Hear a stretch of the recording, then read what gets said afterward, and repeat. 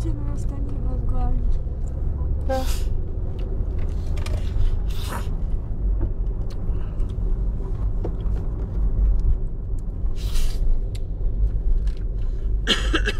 Нещо се не забравихте, че шмата, телефони, лични документи. Не сме изкарвали телефони, само яденето. Мъртле, що кажеш ти, бе? Да, кажа, бе. Кажеш, бе, Това пъти, кажа.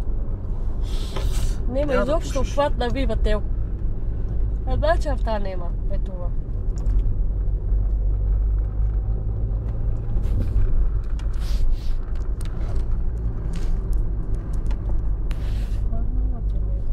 Значи, кое рече това? Кога сме на КПП-то?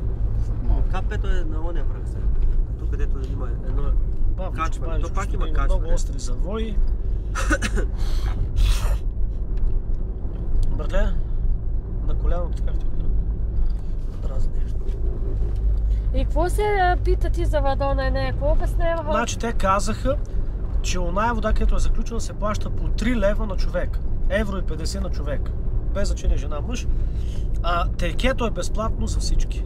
Кето аз ви казах, само че той е преди и водата е най-съща така. Няма смисъл вика да плащат.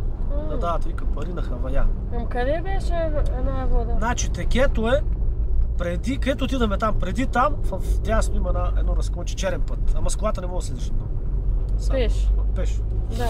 Близко е, може би 20 метра от пътя. Ама в дясно. Да.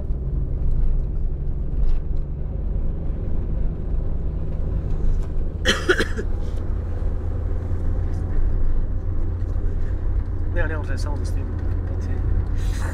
Хубаво е човек, като да има и такива води, да ти кажа. Отивиш, попътно е си рана се наложи, може човек да се...